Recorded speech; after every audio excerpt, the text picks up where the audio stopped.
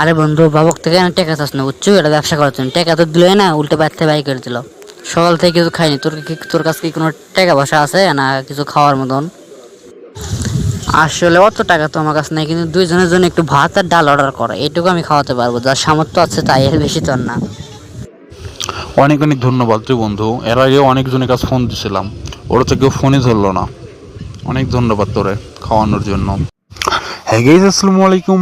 তো সবাই কেমন আছেন? আশা করি ভালো আছেন। তো আমি আল্লাহর রহমতে অনেক ভালো আছি। আপনারা যারা প্রচুর নতুন নতুন ফানি ভিডিও, কার্টুন ভিডিওগুলো চান, তারা আমার চ্যানেলকে সাবস্ক্রাইব করে আমার পাশেই থাকুন প্রতিদিন কার্টুন ভিডিও পাওয়ার জন্য।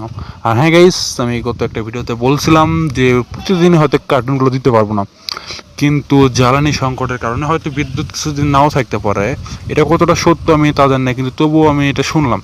আর এটা শুনে আজ কার্টুনগুলো দিচ্ছি, কারণ সামনে যদি কার্টুন নাও দিতে পারি তাহলে এগুলো দিয়ে চ্যানেলটা চলবে, এই কারণে। তো সবাই সাবস্ক্রাইব করে আমার পাশেই থাকুন।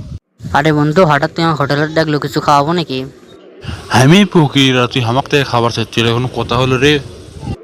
কে রে, তোর বাপে এত টাকা পয়সা আছে, তারপরে যদি তুই ফকির হস, তাহলে আমি কি, তুই কত? আমার বাপের তো কিছুই নাই। তোর বাপের কিছু না থাকলে ভাই তোর অনেক সুখে আছো, আর আমার বাপের সব থাকে কি হবে? আমাকে কানা করে দেয় নাকি? দেখিস না আমি ফকির লান্তি খেলে ঘুরি। কেমনে সুখে আসি ক? তোরা প্রতিদিন গোস্ত মাছ ছাড়া ভাত খাস না, আর আমরা আমরা আর দিন যায়, কোন দিন যায় পান্তা খায়, কোন দিন যায় আলু ভর্তা খায়া। গোস্ত মাছ তো মানে বছর দুই একদিন চোখে দেখে খেলি, তাছাড়া তো দেখেও না। আরে বন্ধু, তোদের এই পান্তার মধ্যে যে সুখটা আছে না, আমাদের এই গোস্তর মধ্যে সুখ নাই, বুঝছো? পান্তা গোস্তর মধ্যে আবার কি সুখ থাকে রে? খাওয়া তো যাই খাওয়া, দুটোই খাওয়া। আরে বন্ধু, দূরে খাওয়া হলে দুধের মধ্যে পার্থক্য আছে। আমরা যতই মনে করি গোস্ত খাই না কেন, তাও মনে কর যে আমাদের অসুবিধা থাকে। আর তোরা একমোট পান্তা খাওয়া সারাদিন থাকিস, তাও তোর কোনো অসুবিধা হয় না। সুখে তো তোরাই আছো, গরিবেরই সুখ বেশি, বুঝছো, বড় লোকের চাইতে। আরে বাদ দে, তোরলে কৃষক ডাকছো, এটা আমাকে সেটা করতে তুই।